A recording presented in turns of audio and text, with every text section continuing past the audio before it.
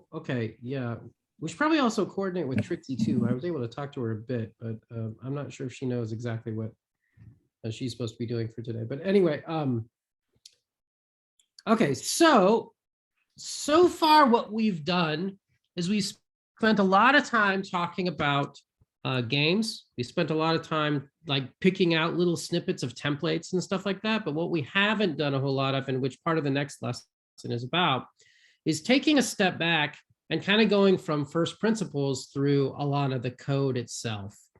So what we're going to do in this lesson is we're going to back up completely outside of games, completely outside of the scene editor. We're going to make a new project. And in that project, we're just going to practice doing some coding. And there's a couple reasons why I want to do that. First of all, it's in the lesson, but more importantly, computer science is one of those things where to learn it takes a little bit of repetition and a little bit of practice.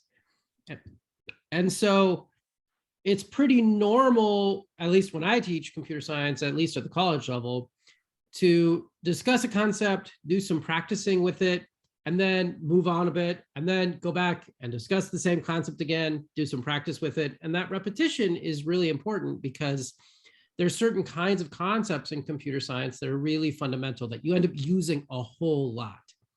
So we're going to focus the most for this lesson on managing variables and conditionals, and probably a little bit of loops as well, but those big concepts. And we're going to practice them without needing like sort of external libraries. And the reason we're going to do that is because I want to break it down to like the simplest pieces of the language outside of what you would do. Okay, the last reason I kind of want to do this, and I'm trying to just give you a sense of like what my goals are, why I'm bothering to talk about this stuff, is I want to give everybody a sense that you don't really have to use games in order to teach programming. Games can be motivational for kids, but it's not for everybody. And even though, for example, we've tried to make the new editors accessible, you know, the truth is, like, this is the first time we've even tried to make something as hard as 3D programming accessible if you can't see. And that's straight up, like, isn't technology that existed until pretty recently. So, you know, if you have kids in the classroom, just for any purpose, you may want to take a different direction as a teacher. And this session is designed to give you kind of some background of the concepts so that you can go in whatever direction you think is best as a teacher. That's the idea. Does that make sense? Does that make sense why I would do that? Yes. Okay, cool. So I'm going to share a screen. And the first thing I want everybody to do is we're going to do this in Quorum Studio. But if you're following only online, that's okay too. Anything that I'm going to do for this lesson, you can do either online or you can do it inside of Quorum Studio. I'm going to use Quorum Studio because I just want to. I think the error messages are a little bit better. They're not perfect, but they're better. And so the first thing I'm going to do is I'm going to go to the new project button. And there's different ways to do that. I can go to the file menu and press Control-N. File menu and click new project. I can press Control-N for a hotkey. I can use the mouse, click on new project, or I can click on the little button that has the letter P on it. And whatever works for you, doesn't really matter. But I'm going to make a new project. And instead of making a graphics one or a scene project, I'm going to make a blank project. This is just straight up like the nothing project. It will generate stuff and it will run, but it will do nothing on purpose. Well, actually, it'll give you an error, but that's okay. That's on purpose. So I'm going to go to my blank application and I'm going to name mine learning. You can name it whatever you want.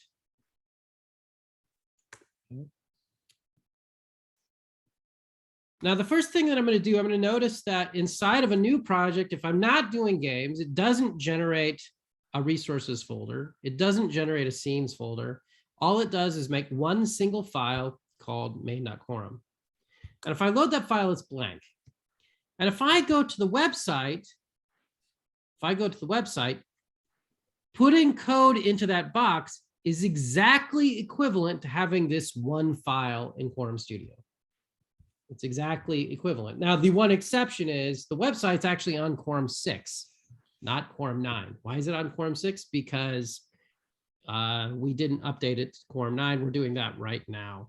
And it's because we wanted to wait until we got a lot of the more stuff accessible, like the user interface libraries and all that stuff. And in order to solve that, we had to solve some kind of nasty technical problems behind the scenes related to like font loading and some other weird garbage and stuff like that for browsers.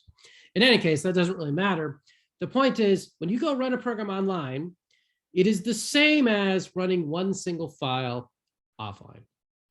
Okay, so the first thing I want everybody to do is I want you to press either Control B, or to go up to Run and click the build, or to press the hotkey for Run, Alt R, and then press Enter, or in any case, in some way build the code. And you'll notice I'm going through each of the hotkeys again, because again, I'm trying to promote this idea of I'm using a little bit of repetition to make sure that we all kind of understand the principles. Now, if I press Control B, what does Quorum do when it says build? What does that mean? What does that actually mean? Like, what does a programming language do when it builds? Like, what does that actually mean? Anybody know? It compiles. It basically get that this Quorum language into the, into the 0 and 1s at the end. Yeah, that's exactly right. What you just said. Translates the text from, it translates the text into binary so the computer understands it. It connects it into binary. That's exactly right. Or zeros and ones. So let's take a look at what, oh, where did I actually save that program? I'm not actually sure. I stopped sharing for just a second. Documents, okay, great. So what I'm gonna do, I'm gonna share my screen again, but I'm gonna share a different, actually, I'll just share my whole desktop, so it doesn't matter. And inside of my documents, I've got this Quorum Studio folder, and then I've got learning. And I just want to point out, now when I compiled this program, I actually got an error. There's no code in my file. And the error message says the text being compiled is empty. An empty program would do nothing and is an error. You don't need to set a main project anymore. That's by default. It does that by default for these programs. So if you change, you can change it, but you don't need to set it by default. It just does it on its own. So I don't know if that was a previous bug or not, but if it was, it's fixed now. So in other words, Quorum knows that your program would do nothing. And it's not so much that it couldn't build it. It's just that we've made a decision to say, hey, your program would do nothing. I don't know why we would go through the work of building it, because it does nothing. So what I'm going to do is I'm going to put an output statement here. I'm going to type the word output, and then you can put whatever phrase that you want. I'm just going to say hi. Okay, and I'm going to build it again, but this time I'm going to expect it to work. And it says building learning, build successful in 0.15 seconds. And crucially, what you'll notice is that it makes 2 folders on your hard drive. The first one is called build. And inside of it, there's a whole bunch of folders. And then there's eventually a thing that says main.class and main_.class. You and your students do not need to know what these are, but the short answer is these are the raw ones and zeros represented by your computer code.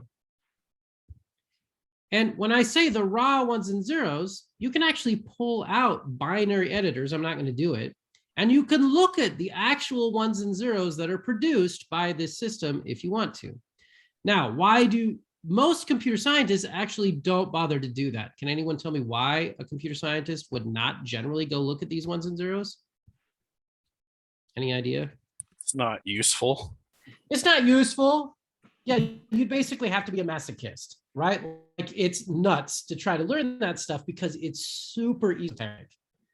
You know, it's sort of like, do you need to know the exact 1 and 0 representation of an integer, of a number, of the floating point values? Well, what if you have 10,000 variables? Do you need to know it for all of them? Probably not, right? It's just too much information. You'd go crazy. So there's a second folder that gets produced. That's called run. And inside of it is all sorts of crazy stuff. There is a folder that says Quorum standard plugins. This is a lot of stuff on the system for, the different libraries that are supported. Quorum standard library.jar. This is like arrays and game classes and stuff like that that could put in, even if you just say hello world, it kind of copies it into this folder to run. You've got a program called default.jar, which is the program that you would run. This is all Quorum Studio does is just tell default.jar to actually execute. And all sorts of other stuff, graphics folder, JNI, robots, all sorts of things that are kind of put into the folder by default. And the point is, these are all just basically 1 and 0 representations, but with the exception of Quorum standard library.js, which you can ignore. But what they do is they basically set things up to be run on your machine without you having to know all the details past saying hello world or whatever it is that you've got. So the point is, when you say compile or when you say build in Quorum Studio, it's actually making these folders and transporting stuff in for the system for you to be able to run it on your machine. Since these programs exist on your machine, you can run them wherever you want. So you can deploy these to your friends, you can make installers, you can do whatever you want with them. Okay, now we've talked about output statements, but what we haven't talked about is how you manage things like variables and how you manage things like input statements. So we've done output. So what we're going to do first is we're going to actually write a program, and we're going to write that program to actually get some information from the user, and we're going to output that to the screen. So we're trying to, again, take back to first principles, and then we're going to write a program that uses conditionals on the input from a user. So if you remember correctly, there were several different kinds of variables. Actually, I'll go straight to Quorum Studio at this point for my sharing. I'll share sound in case I end up turning on the screen reader, but I'll leave it off and do audio description if that's okay with everybody. So the next thing I'm going to do is I want to use one of the variable types for text, and the variable then has a type. So we're going to type the word text in the editor, and I'm going to name it var. And when I say text var, there's visually, there's a little red line on the screen under text and var because it says that that's an error. And if I press Control B, it says, I noticed that the variable var has the declared type of text, but the right-hand side of the statement was blank. For example, you might try text var equals quotation mark, quotation mark. So I'm going to say that one more time. And the reason is because I want you to get used to the fact that when computers tell you that there's an error, at least nowadays in Quorum, they try to explain what they think is wrong. They don't know for sure. In this particular case, that text is exactly correct. This is exactly what would fix the error. So I'm going to say it again. I noticed that the variable var has the declared type of text, but the right-hand side of the statement was blank. For example, you might try text var equals double quote, double quote. So I'm going to do what it says. I'm going to say text var equals double quote, double quote. And I'm going to build it again. And ta-da, it goes. Everybody with me so far?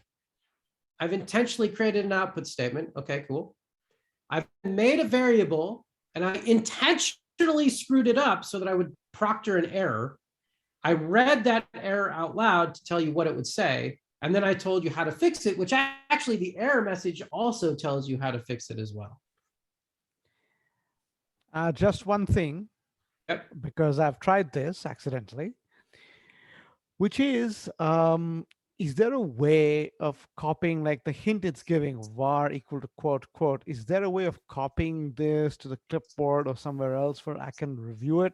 Oh, that's a really good question. No, there isn't. Actually, that's really funny because the actual compiler could auto-generate that fix for you, but it doesn't. I'll have to add that in. William, could you write that down? That's a super easy fix to add in. Yeah, I'll record that right now. That's because that actually, I think the compiler can automatically generate that for you with the alt enter hint, but I don't think there is one right now. So yeah, no, there isn't. There's just a way to read it and do it for now. So I just added these errors in 3.0. So like we're still kind of learning. That's a good idea. I'll add that. Okay, now the word output implies to a user, and there's studies on this, the concept of putting something out, like giving some information to a user. The word input, its natural opposite, is what gets information from a user. But in Quorum, at least, the words output and input are related to console applications, not related to games or some other method of input. And this is not an accident, right? There are lots of ways of creating user interfaces in many programming languages. This is hardly unique to Quorum. But also many programming languages also allow you to use this concept called a terminal, or this concept called a console, which is kind of an old esoteric thing. Just by a show of yeses and nos in Slack, can anyone put down whether they've used a terminal for anything before?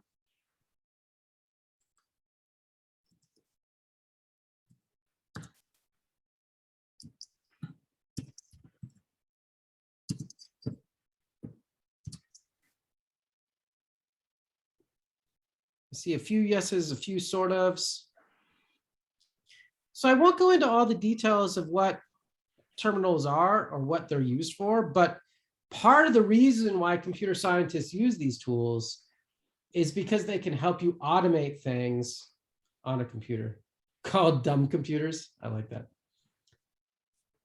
But the point is, even if when you're teaching, you may not, like there's really no need for you to have to teach console programming to students unless you just want to. But you do need in a programming language a way to do this, in part because it's really simple compared to graphics applications, but also because you just need it in programming. Like sometimes you just have to have a terminal to automate certain kinds of things.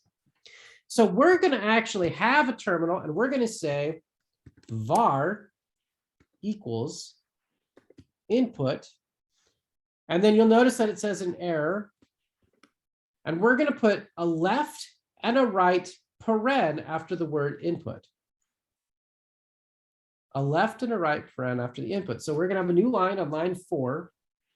It's going to say output high, text var equals double quote, then var equals input left and right paren. Now, when we do this, this is what this is telling the computer is that it's saying, I want to create a variable named var. I'm going to store space in memory somewhere for this, in memory, not the hard drive, memory. And then I want to ask the user to type something in at the terminal and then just wait for them to do that. I will do nothing. I will block until they've done that. So if I run this program on Quorum Studio, it says hi, because I'd had an output hi, and then you'll notice that it seems to do absolutely nothing. And this is not a bug. This is not a bug. When you say input, there's a couple things that you can notice. One is that if you can see it, there's a little light flashing. The little green button is flashing black. A little hard to notice. However, the program is also, we know that it's running because we just ran it. To send information to the console, we can select, or we can jump to it through the keyboard, this little field at the bottom, this little blank line at the bottom of the screen. And I'm trying to remember what the hotkey is for that. I think you go to the output, which is Control-3, and then you can tab to it. And we can type whatever response we want, which I'm going to say, well, hello to you too. And if we press enter, or if we click send, that will send it to my program. Okay. And believe it or not, that terminated our program because we didn't tell it to do anything with it. We didn't tell it to do anything with it. So let's add that, and then we'll go through the full steps again. So I'm going to say output var. Okay, so if I run my program, which is Control-R, I then press Control-3, or just use the mouse, and I tab to it. That then lets me go there. I can put hello there, press enter, and ta-da, on the screen, I have now output something that the user gave me. Okay, before we go on, let me give you 2 to 3 minutes to get this running and type in some funny message for yourself, just to make sure that everybody gets it. And if screen reader users want me to, I can do it with the screen reader as well. But I am audio describing everything, so it just depends on if you care. So.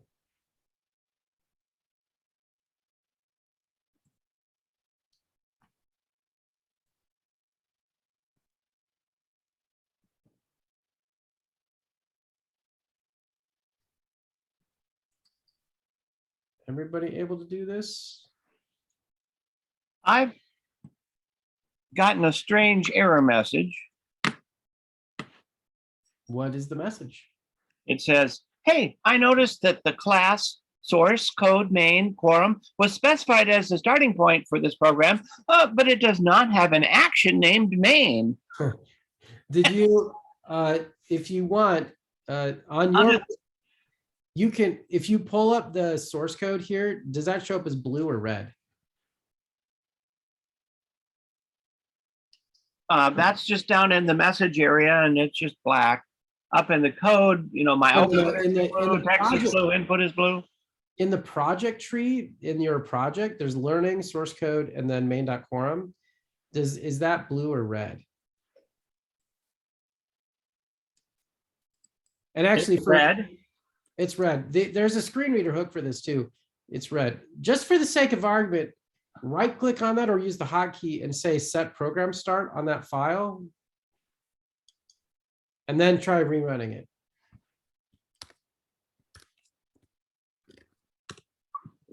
Same effect. Are you sure you have the right main.quorum file? Or do you have multiple projects open? I do have multiple projects open. I've closed all my displays, and I'm in the right one. Here, share your screen maybe. I'll turn my. Unfortunately, I can't do that because I'm running one for Zoom and one for. Oh, you can. Okay. The almost certainly it's, and you made a new project for this? Yeah, I made a new project for what we're doing today. Huh, because I just did the exact same thing. You made a blank project? Yeah, a blank project. I'm just gonna restart and Okay.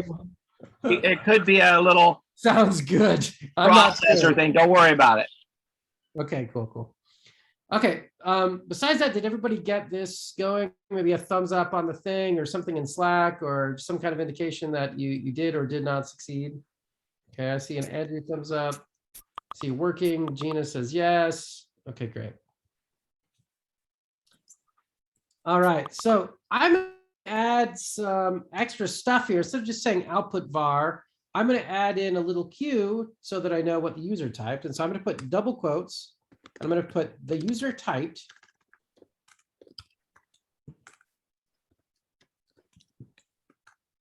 And then I'm gonna put a colon for no particular reason, and then a double quote. And I'm going to do something called concatenation, which means append one string to another, one piece of text to another. I'm going to say plus var. And I'm actually going to rerun my program again. And all it's going to do differently is just say the user typed, and then it's going to have the value out there. And I'm going to go into the box. I'm going to say some value. And it says the user typed, and then it was the value that the user typed. But what I really want to show here is what you can do with conditionals. That's sort of the key of the lesson. So I just wanted to get some user input in there so that you can do stuff. And then what we're going to focus on the most is in putting this into conditionals. Now, I know we did this some last time. I just want to take a step back and talk about some issues related to conditionals in a smaller program that doesn't involve games.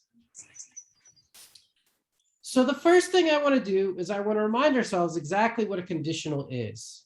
A conditional basically is a part of a computer program that can either do something or choose not to. And it does it in blocks. And these blocks are related to what's called scope. And I'm going to break this down. If I say the phrase if, I I have that if, and the next thing it needs is a test. It says, I need a test. And we call this test an expression. And that test can be one of many kinds of things. In my case, for example, I might say var equals hello there, right? If space var space equals space double quote hello there double quote. I added the spaces just for my own sanity, but they're not always required. This line of code is telling the computer to ask a question and to take different behavior based on what the answer is. It says, if the user typed var to be hello there, then I'm going to do one thing. And if they didn't, I'm going to do something else. Every if statement must be followed by, eventually, an end. You have to tell the computer where it stops, and that's for good reason, which we'll get to in a second. The spots between if and end is called scope.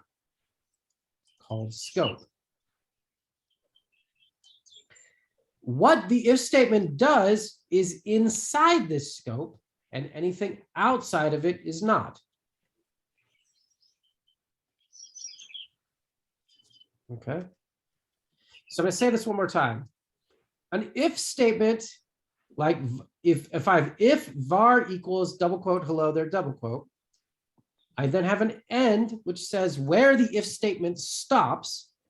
If that statement happens to be true, then anything inside of this scope will be executed by the Queen of England, and anything outside of this scope will not be executed by the Queen of England.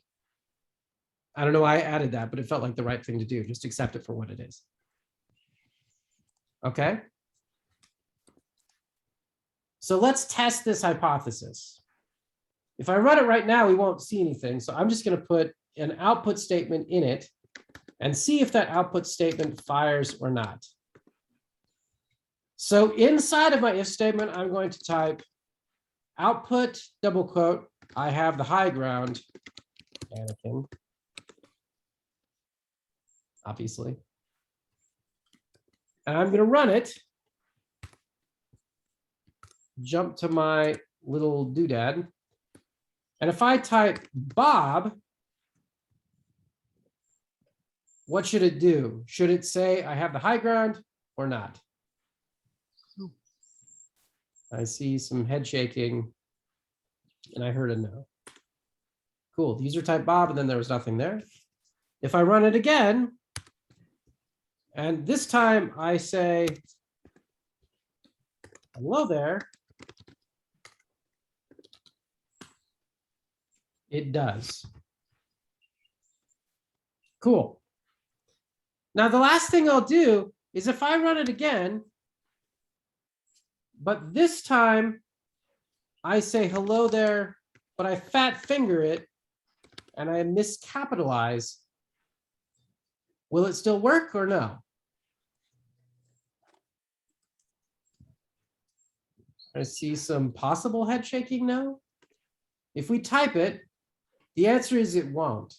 By default, anytime that you use an if statement, if you're using text, it must be exactly the same in order for it to trigger. And that's not an accident, because you don't necessarily want to, make variations on that acceptability unless you intentionally program it. In other words, like if you're doing it so that you want to ignore case, you want to do that on purpose. And so you don't want it to be an accident that you do that.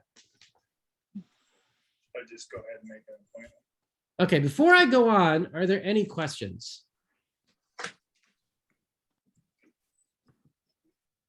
Or is this stuff pretty straightforward? Is everybody kind of like, yeah, Stefik, I get it. I'm bored already. Come on, move on. Let's get back to games. Sorry. Okay. All right, cool.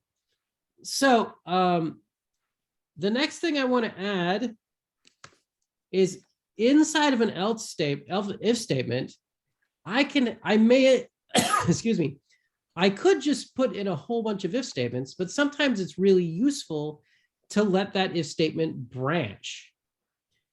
So in other words, it may not be hello there, but it might be something else. So if I say, the way that I can do that, I can add inside of my if something called else if, and I don't put an end before it. I don't put an end before it. And there's some data that suggests if we allowed that in the programming language, novices would actually get it wrong 92% of the time, but never mind that. We actually ran a study testing that. Literally, we just had people do it with ends in front of it, and like 92% of the time they got it wrong. So I was like, that should go.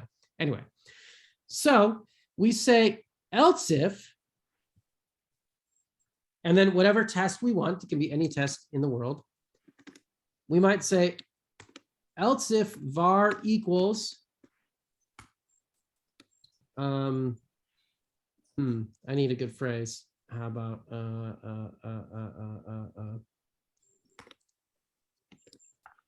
no, I have the high ground.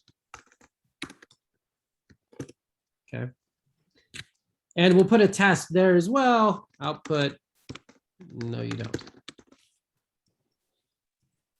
If I run my program, Control-3, and if I say, no, I have the high ground, it says, no, you don't. Okay. Another way that we can verify what this behavior is we can use the debugger. So this time I am going to flip on the screen reader a little bit so that people can kind of hear what it does here, because it is tricky. And the first thing that I'm going to do is I'm going to flip on NVDA.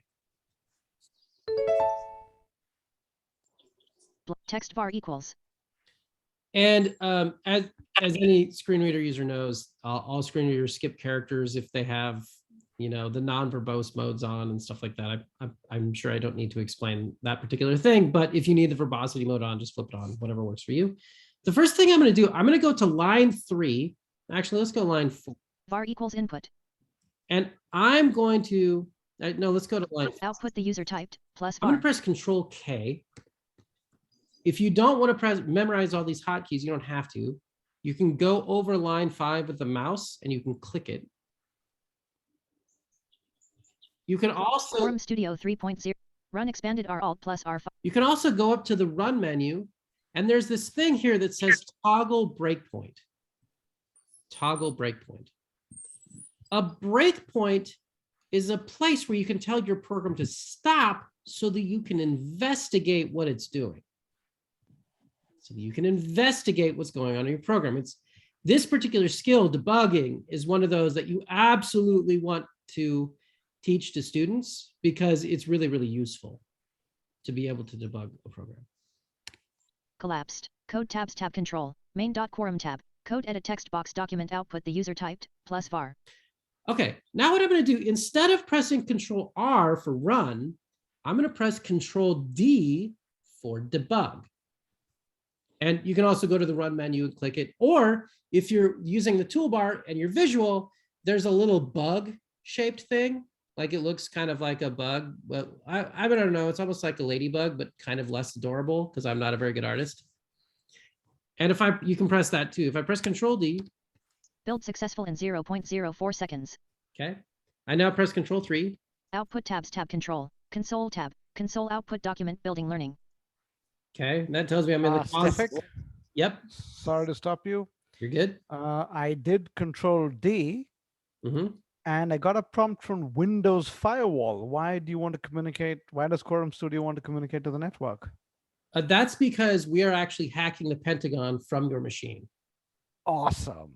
Okay. So you definitely want to allow it because we're more likely to be successful if all of us band together. That's what we're doing. So does that make sense? Yep.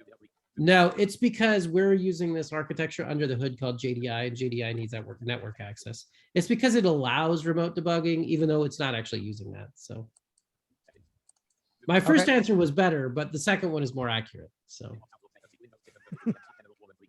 okay. So now I'm going to press tab to go. Input text box document blank. says input text box document blank. It's just a normal field. And I'm going to say, hello there. Code tabs tab control, main.quorum tab, code edit text box document output the user typed, plus var. Okay, now it tells me where I am in the document. So I'm at line 5 right now. And if I press either the hotkey or I press this little arrow up here, or the hotkey is Team expanded T alt plus T. Step over is Control F9. Collapsed. Code tabs tab control, main.quorum It's tab, gonna- code edit text box. It's going to move the cursor and it'll do its best to kind of tell you where it is, although it's sometimes still a little bit difficult to use, but still that's okay. Control F9. Oh, yeah. If var equals hello there. Sometimes if you can't see it in a screen reader, it doesn't do like it doesn't always do a great job of announcing because it doesn't tell it's, I don't know, it's not perfect. So you can press up and down on the keyboard and that'll give you a sense of where you are. So that's what I often do when I use a screen reader is I do that. It's not perfect, but it does work. So like if I do here, if var equals hello there, that'll tell me where I am in the source code. And then you kind of have to figure it out. But the debugger jumps around on purpose, depending upon what it's doing. So if I press Control F9 again, then output I have the ground, Anakin. it tells me that I'm in this particular spot, right? It tells me that I'm in this particular spot. Output I have the ground, Anakin. If I'm up one. If var equals hello there. Output I have the ground, Anakin. Else if var equals no, I have the high ground. Output no you don't. End. Output I have the ground, Anakin. We can then determine that the code jumped inside the if statement. And then that's it. Now, I will tell you one thing that's a little bit funny about debuggers. They're often not perfect at guesstimating exactly where they are. And so if I press Control F9 again, you will notice it now tells you you're at the very beginning of the program because like the green line jumped to the top. And like, that's technically accurate according to what it's doing, but it doesn't help you very much. So be aware when you're using a debugger, sometimes it does get a little squirrely. That's the reality of debuggers. Okay, I'm gonna stop it. And on my tabs, tab machine, it control. does nothing. Does nothing. Yeah, Control F. If I do Control D, it gets built. I do Control F9. Irrespective of where I am, nothing happens. Did you press a breakpoint? Oh, wait. I set it after input, and you have to actually go put in the input before it'll execute. I did that on purpose on my end to highlight it. Did you do that too, or did you do it differently? Yeah, I put it after the input statement. I will. Okay. Then did you add input to the program? Because it won't actually do anything until that happens. So that might actually be correct. No, I have put input. But how do I know that a breakpoint is actually set? Let me see here. Oh, did I must have turned it off. Snip NVDA. There is a annotation that is sent to the screen reader, and I think there's a key that you press in order to get it. But I don't remember what it is. Slack one running window. Do you remember what it is, William? I'm not sure. If you are trying to find the breakpoints, you could use the breakpoints tab though, right? That's true. You can use the breakpoints tab to figure out which ones are there, but I'm pretty sure we send an annotation down to the screen reader as well, like we do with the red lines. But I'm not positive what that is. Semi. Like, oh, I'm not actually getting any. Let's restart it. Exit.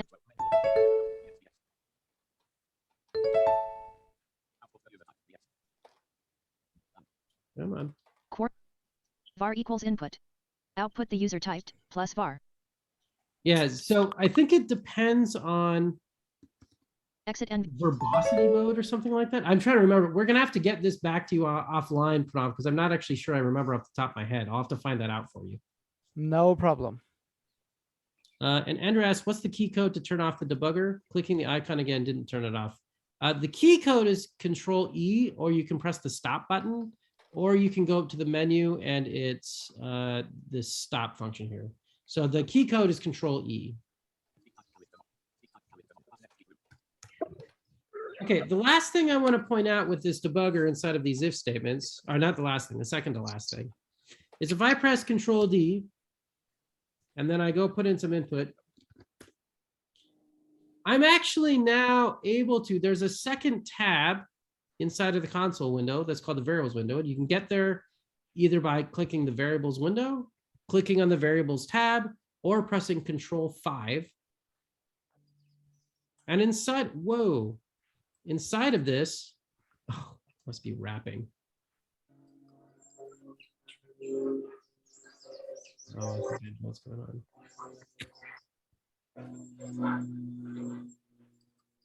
Oh no. Do you see that, William? Yeah, it's strange. That is really strange. Okay. I'm not really sure why that looked all visually bonkers there for a second. Would you like me to put a bug in the tracker Yeah, that probably something's probably. funky? Like, I don't know what to put more specific than that. And then variables table is funky. No, the variables table looked like it wrapped the last column. Okay, I'll go ahead and put that in. I'm guessing it's related to that formatting change that we just made. Yeah. Once I'm at a point in the variables, I can go to the variables table. I'm sorry, I can go to that variables tab that I just mentioned, and I can inspect it. So you'll notice that I typed in SDF into the system, and this column, this table has name, type, and value. And in the value field, I have a name field, I have var, which was the variable that I put in there, and I typed stuff in. It tells me what type it was, which is text. It tells me its current value, which is SDF. And that's what I happen to type in. The idea being, you could inspect what a program is doing while it's running to find information from what it is doing at runtime. And this is useful, especially as programs get larger. It becomes harder to track some of this stuff down, so it gets tricky. So. Okay. There's one more concept I want to talk about, but before I do that, any questions? I'm not hearing much, so either it's way too hard or way too easy, or maybe just right. I don't know. Comments, questions, difficulties, challenges, Star Wars jokes. I found that, teaching students, just where to put the breakpoint especially in a larger program, is kind of a challenge for many students, myself too, sometimes. Myself too, actually, to be honest, because you can't always know where a bug in your program lives. And actually, in computer science, it's a classic, this issue code, I'm glad you bring it up, is a classic problem because there is no way to automatically determine what's wrong with a piece of code. It's actually impossible, like provably mathematically impossible to know what is wrong with a piece of code. So what that means is when we as humans try to debug things, we have to kind of like guess and hypothesize about what we think might be wrong, and then run with it, see what happens, and then kind of find out whether we were full of it. So this issue of trying to figure out where my breakpoint goes depends on what I'm trying to find out, and there's no way to automatically test it. So that's it's a tricky problem for all of us, including myself. So it's one reason why computer software in general tends, no problem, Mike, tends to be kind of complicated to find bugs and do things like that, because you can't always know exactly what the bugs are or even what it means to be a bug, because it's based on intent. So. Okay, so the last thing I want to mention, besides if var and else if var, these else ifs I can chain to be as much as I want. So I can add another else if that's totally unrelated to var. I can say, 1 equals 1, else if true, if I want to. I can have another else if that says false. And I can even have this thing called else, which says no matter what happens, always, if none of the others hit, go to this one. I should probably remove that else if true, because that will always hit. And in my else, I could be like else output, oh well. So if I run my program in the debugger, and I'll orally describe what it's doing. I first go to my input and I'm going to put 1, 2, 3, which is not any of my options. The user typed, and then that was 1, 2, 3. It wasn't hello there. It wasn't no, I have the high ground. It wasn't just false. False is a test, and it's always false because I put false as a constant. So that means it must be oh well. It then typed that, and then we're good to go. So orally describing. Oh, right. Oh, nice. Orally describing, you can see that that's what the debugger actually does when it's handling these if statements. Okay, those are if statements. That's how they work. That's how we run them, and that's how we debug them. Are there any questions about that broadly before we move back to the main lesson?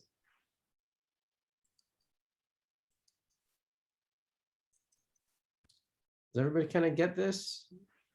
For the teachers that I know haven't been to EPIQ before, Dana or Teresa, does this make any sense, or is this bonkers, or is this too easy, too hard? Good. Okay, great. It's a good refresher. Yeah, okay, good. All right, now before we move back to, sorry, not move back. I said we're moving back to the main lesson. This is the main lesson, sorry. Before we move back to games, I want to do one final thing, and I want to build up again that template for the moving. So what I'm going to do is I'm actually going to, you can keep this code if you want, or you can make a new project. In my particular case, I'm just going to blow this code away because I don't plan to keep it. And I'm going to go ahead and I'm going to make a blank file again. I'm not going to make a template. And what I'm going to do is I'm going to now build up what that template is, and I'm going to kind of explain it just to give you a good sense of like what all that stuff is. Okay. So the first thing I'm going to do is I'm going to put class, I'm going to type the word class. I'm going to say main, and then I'm going to say end. In computer science, oftentimes we have this concept called classes, and these are external libraries. Oh, you know what? I shared the wrong thing. I wanted to share the whole screen. And in Quorum, if I don't have 1,000 tabs up, any of the libraries that we build, and there's a tab called libraries on the main website, there are a ton of these that are classes, and all of these are just plain old classes. I know Andrew had asked about this earlier, and I said I'd mention it. So if I go to any classes in the entire language, any library in the entire language, all of these are a class by default.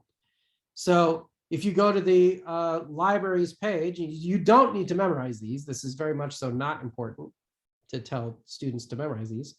You have all sorts of stuff that you can use by default. There's matrices, quaternions, random number generators, vectors, frustum, bitwise operations, scalars, data frame stuff. I know Pranav is interested in the data science stuff. That uses the data frame classes.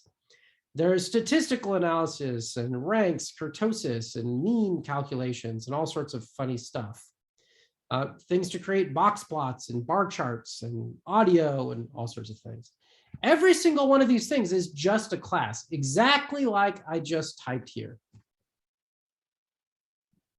But you'll notice that my class main actually has a compiler error in it. I'm going to press Control B. And it says exactly the message that Tim Lockwood got earlier. I noticed that the class source code /main.quorum was specified as the starting point for this program, but it does not have an action named main. Inside of computer science, a second concept that we have to learn about is that every computer program has to have a starting point. That might seem a little bit obvious, but it's kind of also a little bit confusing because programs can actually have any number number of starting points. You can start it from any point you wish.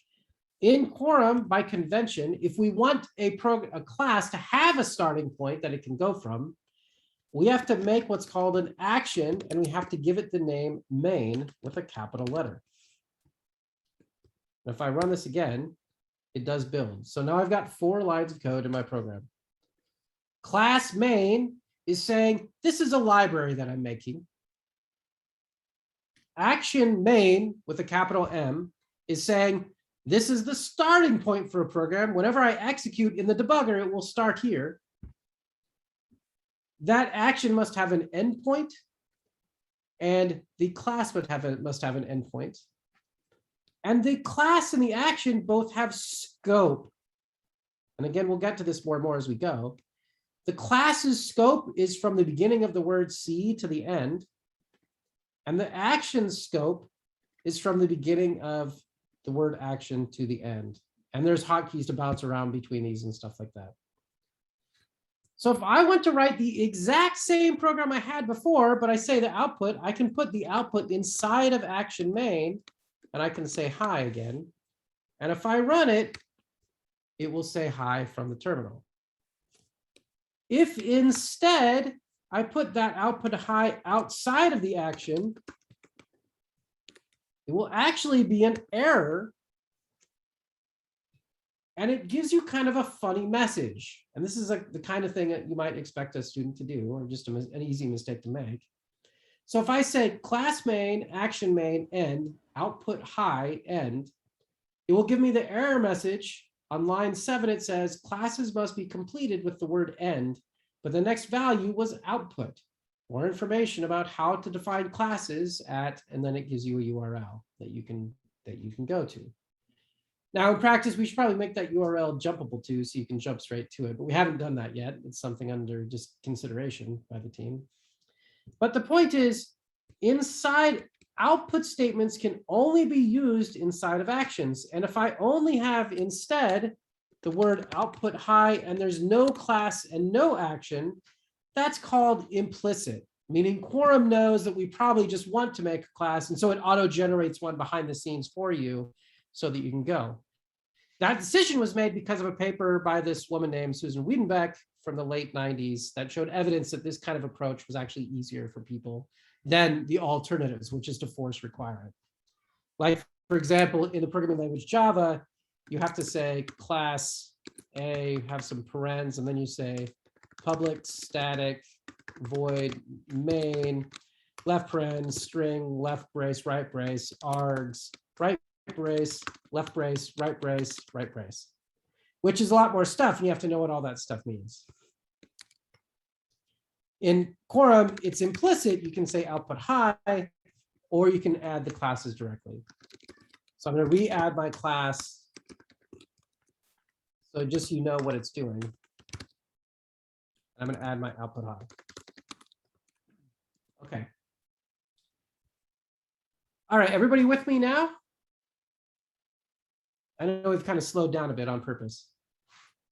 The next thing we were going to do to build up our template is we're going to use a concept, this kind of an advanced concept called inheritance. And inheritance goes right after the word class main, and it says is. We're just building up the exact same template again, but we're just building it up so you can kind of understand at least a little bit of what the pieces are as you go. I say class main, then I say is, and that's saying my library gets some structure from something else, and we're going to say game. And you'll notice that when it does that, there's a hint. So it says class main is game. And if I either right click on it, pull up the hotkey, or I press Alt Enter, it will add a use for libraries.game.game. I'm going to do that, and then everything's happy and we're good to go. If I run my program now, it's still just going to say hi. It's not going to load up a game because we haven't told it to do so. But we can actually go look at that game class.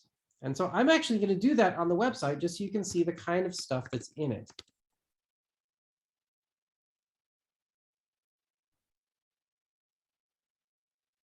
So if on the website, I can go to this class, libraries.game.game, and you'll notice that it has a table here, actions summary table. And inside of that, it has a list of actions. And there's a ton of these, and no, you do not need to memorize them.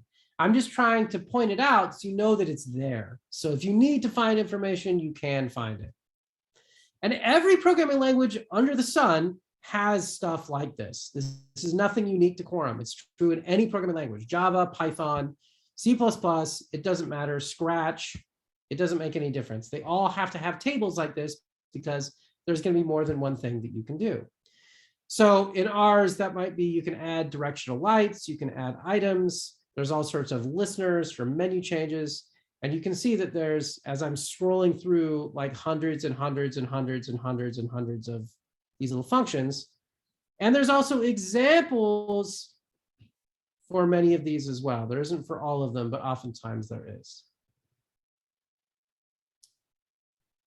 Okay. Now there's one particular function that is particularly important in game. And that one is called start game. And we've seen this because it's in the template.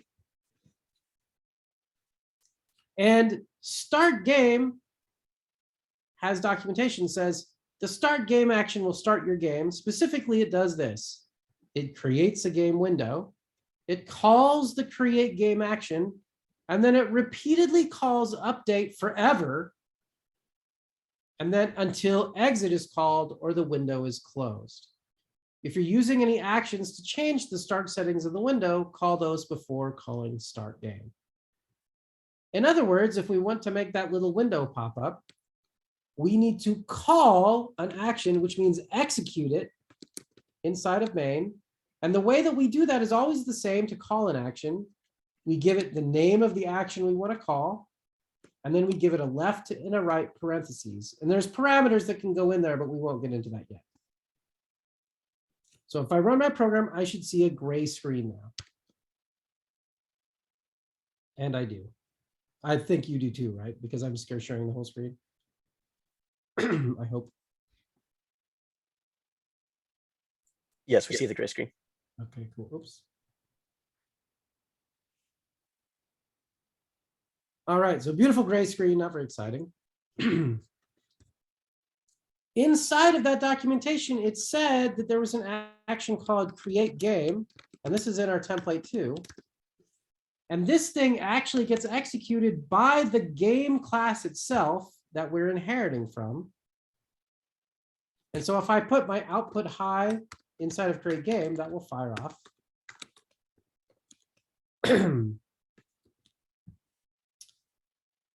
If I misspell create game, it won't. But yes, if I have create game, and I say output high, it will pop up my window and it'll say hi. And similarly, the last thing it said that it would do is it would call update repeatedly. So if I said action update with a capital U, and in this case, I have to pass a parameter to it, which I'll get to in just a second. But if I just say end, this will not actually fire it, but I need a thing called update. And update needs to know some information on every frame of animation. So we pass in it number seconds.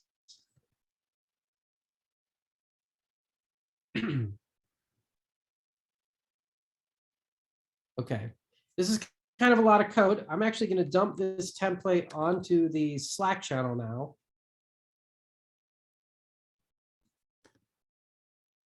There's nothing special about this. This is just the template. There's nothing extra about this, but I'm putting it in there just to make sure that we're all at the same spot. So can someone give me a confirmation that we're at the same spot? I see some thumbs up, thumb down, some go away, Stefik, or whatever works. Andrew says he's there.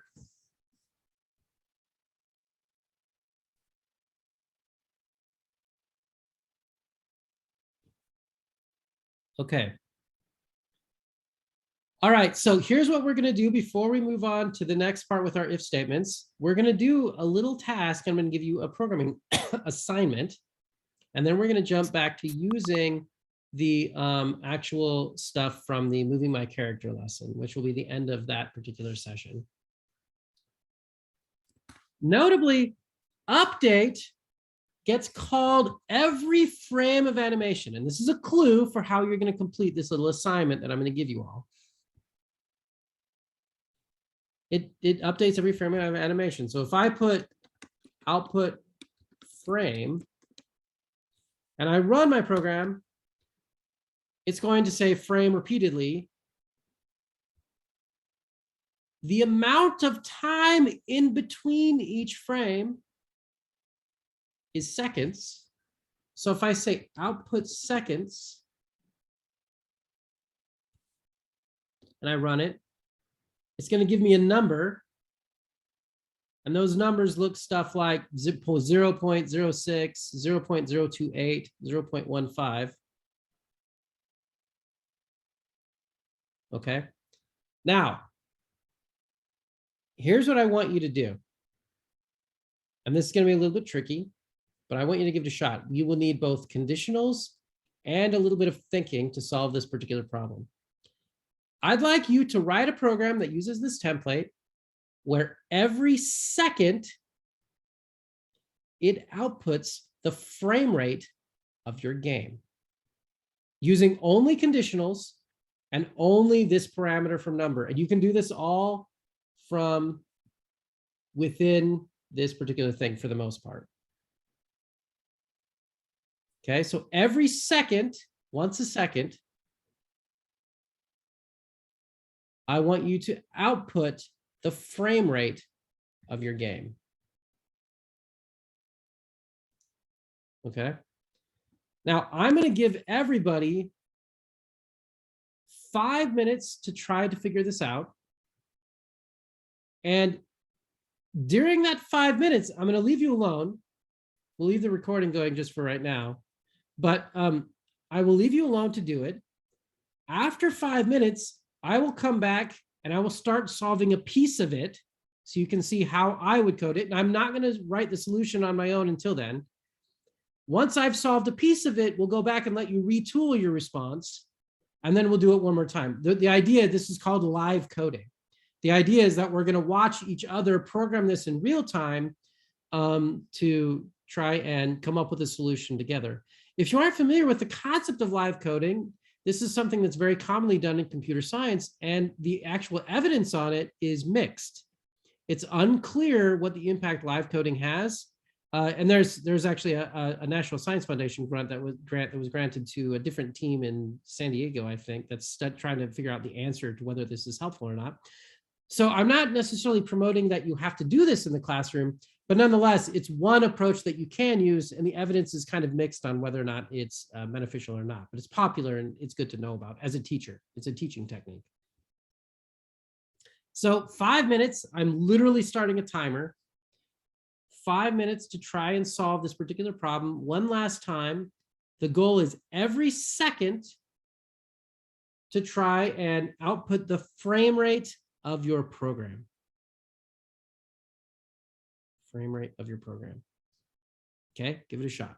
5 minutes.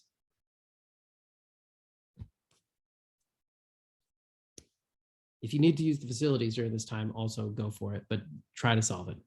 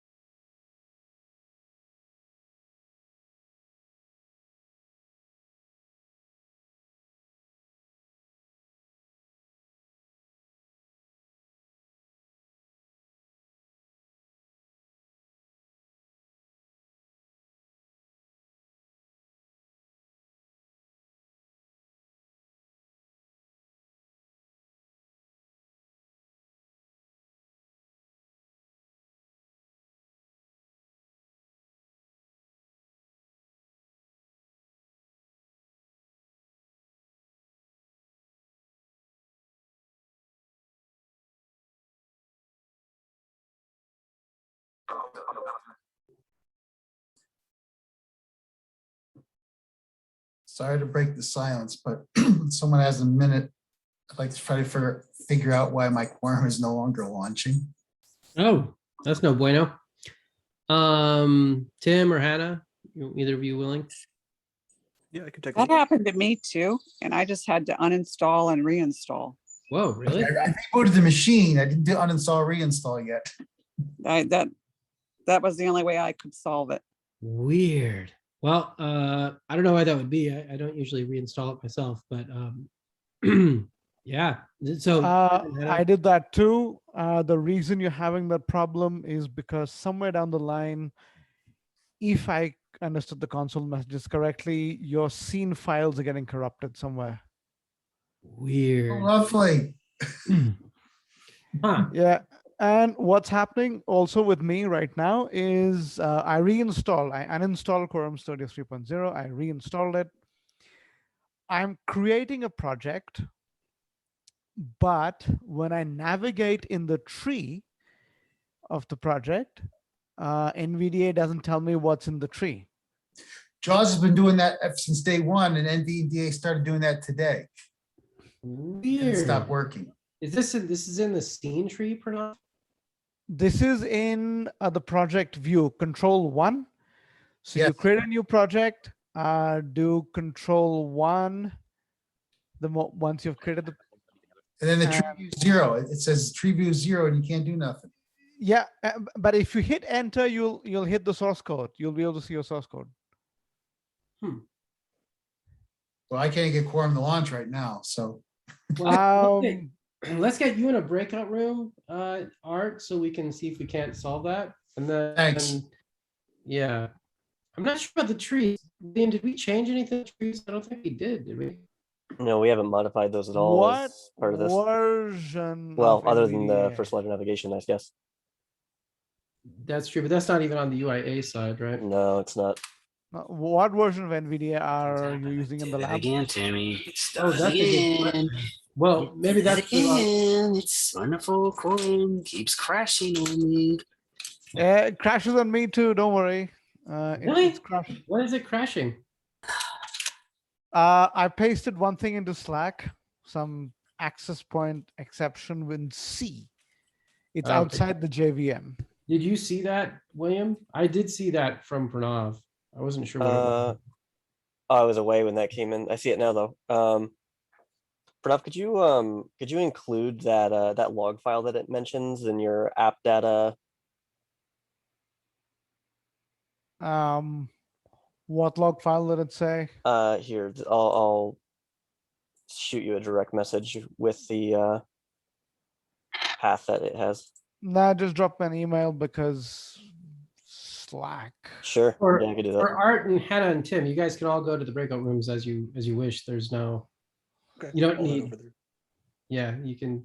You get that from the keyboard. I don't I know. don't remember how to change.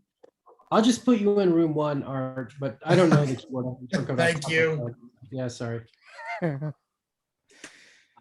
Okay, the clock went off, so let's jump into this particular problem again. So the problem that I had posed was, can we write a program that will determine the frame rate of the application? So you may have your own solution, and if you'd like to post your solution in Slack, feel free to post it on Slack right now. And if you don't feel comfortable doing that, that's okay. And I will come up with my own solution on the fly as well. But if you'd like to, go ahead and post whatever you came up with on Slack, or even partial solutions are okay. So I think when I think of a task like this, the first thing that I like to do is I like to break it down into pieces. And I see this task as having 2 pieces to it. The first one is, how do I make things fire every second? That's task 1. And the second one is, how do I calculate the frame rate? I see those as 2 different tasks. I usually try to break them down one at a time so I don't go crazy. So first let's do the frames per second. I mean, sorry, first let's do the, how do I make things fire every second? So you'll notice that in the numbers that it gives you, they're really small, like 0.06. These numbers mean the amount of time that has passed in actual seconds compared to some universal sort of clock that your computer has. So one frame of animation happened 0.016 seconds ballpark after the last one on my machine. These numbers will be different for every machine because they have different processors, different graphics cards, and stuff like that. So in order to do this, what I need to do is I actually need to make a variable, and I'm going to put mine right after class main is game. And I'm going to say number time is equals to 0.0. And I'm going to put this right below class main is game. And this is a weird thing. The reason I have to do this is because of scope. I need to store a variable that can accumulate time on every frame outside of the action. If I don't do that, the problem is if I have number time inside of my action and I set it to go up 0, and so like I say, number time equals 0 and the time equals time plus seconds, this time variable on every frame of animation will go out of scope and it will be deleted by the system. So I'm going to run a program that does this, and this will give you a sense. So I'm going to say output time. So I've got 3 lines of code in my update now. Number time equals 0, time equals time plus seconds, and output time. And if I run this, the numbers will be no different than the types of things that I saw before. So the numbers are slightly different every time, but that's normal because there's wobble in your graphics card. But they're about 0.015, 0.016, around that ballpark. If instead I move time up above, outside of the scope of the action, that time variable is made once and it never goes away. The reason I'm pointing this out is because this concept of scope, which I mentioned previously, is very difficult for students to understand. It's the kind of thing that generally as a computer science teacher, you want to teach explicitly because it's complicated and it's tricky and it's throughout all of computer science. Every programming language has scope, all of them. They sometimes manage it in slightly different ways, but they all have this concept because it's really useful for various kinds of writing programs. So if I run my program again, you will notice that in the numbers, and you can use this in a screen reader too, they go up over time. Eventually, they get above 1. Once that 1 happens, that means more than a second has passed. And we can use this to our advantage.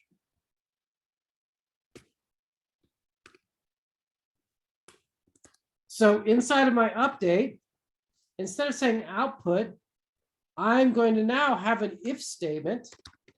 If time is greater than 1.0, I'm going to output a general phrase. I'm going to say a second has passed. And I'm going to reset time, as we all wish we could do, to 0.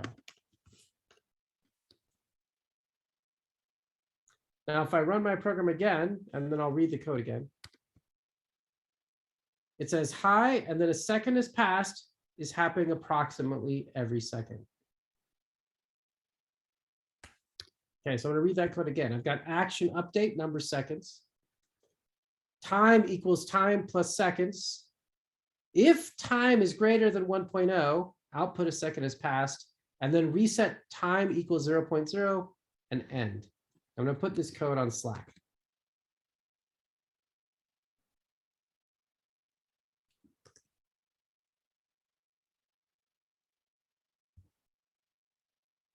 Okay, everybody with me so far? This is how you get a timer inside of your game. And you might need this for all sorts of things. You can come up with a timer for any number of activities. After 10 seconds, something happens. After 30 seconds, something happens, etc. Okay, any questions on how to make a timer like that? Okay. The last question is, how do I do the frames per second? Does anyone have any ideas at a conceptual level about how you could calculate the frames per second?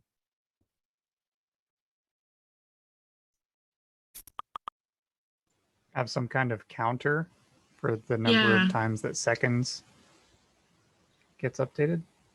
Have a counter, okay. Mike Face says maybe use libraries.game.graphics.frames per second label. Yes, you actually could do that, you cheater. But I'm just kidding. There is a automatic counter for frames per second that's in the system, but we're trying to figure out how to invent the counter, not how to use it. But yes, the frames per second label does do exactly something like this. Okay, that is one way to do it. So let's try Amanda's approach. I think Adam said it too. We're going to make another item and we're going to make it an integer. And we're going to say count. We're going to say 0. And every time we add to the seconds, we're also going to add to the count. Count equals count plus 1. And when a second hits, we're going to output the count and then reset it. Count equals 0. Oops.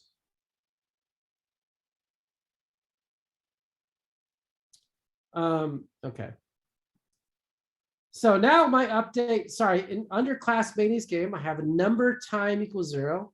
Number has to be a number, not an integer. Does anybody know why? You need a floating point because your seconds variable is a floating point. Yeah, if we made this an integer, it would actually not compile. But if we made this an integer and we cast it, then it would always be 0, and this would just run forever and never have any seconds, so to speak. The count needs to be an integer, although it could be a number as well. But why would it make sense to be an integer? You're not going to have half of a frame run. Yeah, there's no half frames, right? That doesn't exist in game engines. Typically, you render a whole frame and then you go, and then you render a whole frame and then you go. That sort of idea. Once I get to the update, I have action update number seconds. I have time equals time plus seconds and count equals count plus 1 because I'm counting the frames.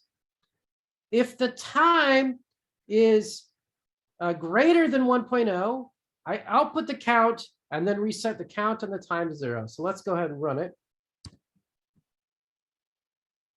And on my box, I'm at 60 frames per second, ballpark. What does everybody else get for their frame rates?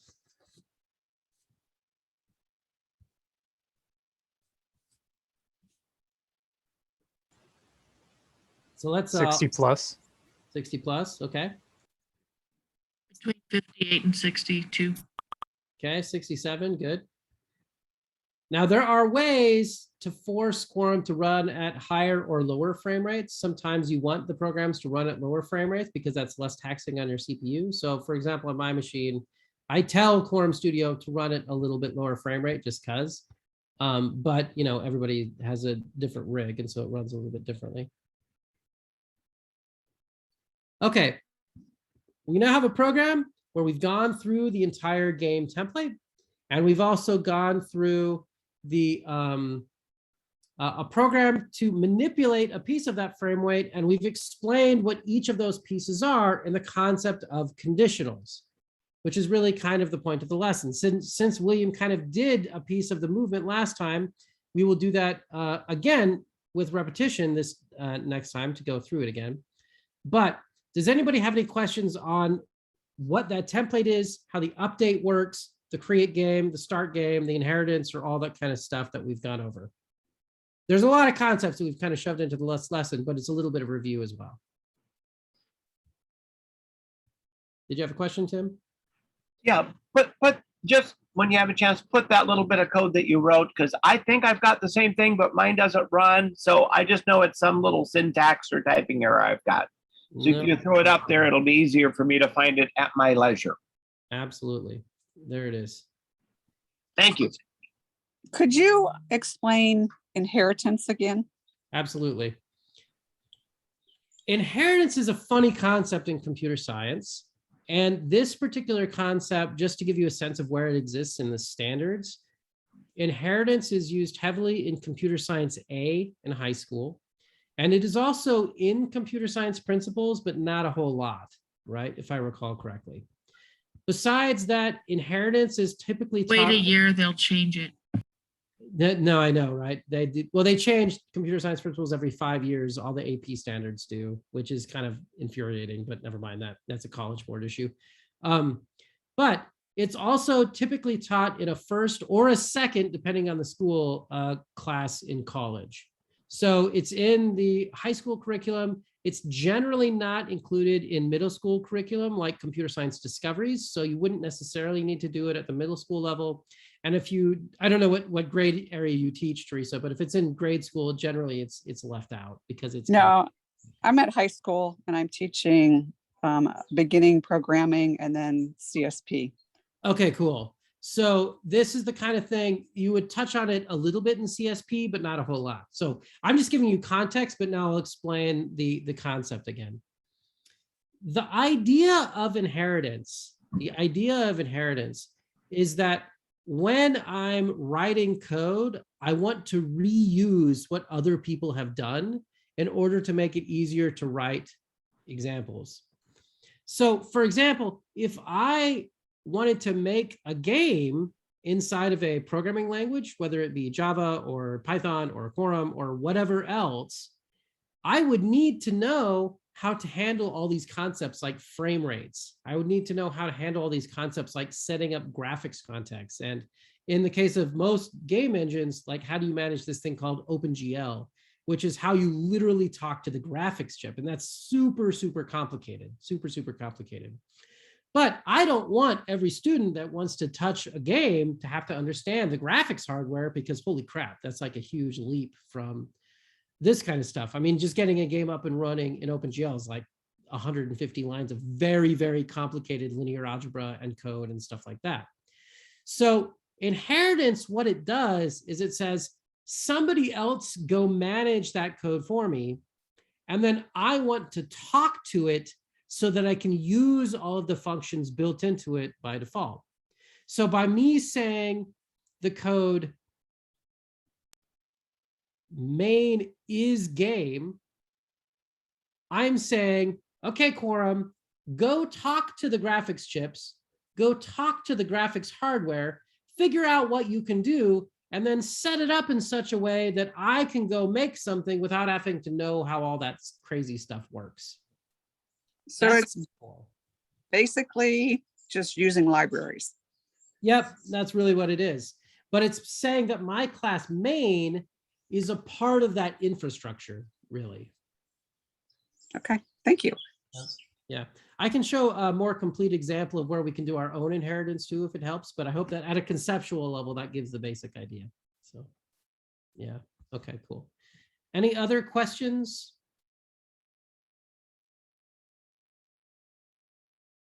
Okay, cool. Is there, everybody else is good? I know that these lessons sometimes they sometimes can be just a smidge duplicative. I just want to make sure that like we kind of like go into the scenes and then we take a step back and then we'll go back into the scenes and then we'll take a step back and make sure that we're doing a little bit of coding and a little bit of kind of playing on the environment and stuff like that too. So, and then inevitably find some problems along the way. That's sort of the reality of programming, right? So, okay, so where are we at on time? I think that we have till 4 and we're almost at that time now. So we're almost to the virtual coffee break. So I would like to propose that we cut it there, and then we're going to move through the end of the moving my character, which William kind of touched on too in his input, and placing objects on the screen so that by the end of the day, we'll have some extra objects in our scene and stuff. But I'd like to propose that we quit now and come back at 4:30 p.m. or 1:30 Pacific. So we have about 40 minutes instead of 30. Just give everybody a little bit of a brain break. If you need help on any particular thing, I'm happy to stick around. But are people cool with cutting until 4:30, taking a little bit of a break? It's about the virtual break anyway. So, okay, cool. So we will be back at, need coffee. I 100% agree with that. Yeah, I know. Programming is Stefan, like, I'll need a minute. yeah, if of course, possible. of course. Yep. I'll stick around, but everybody can feel free to take a break. We will come back at 4:30. For Tim and Gabriel, feel free to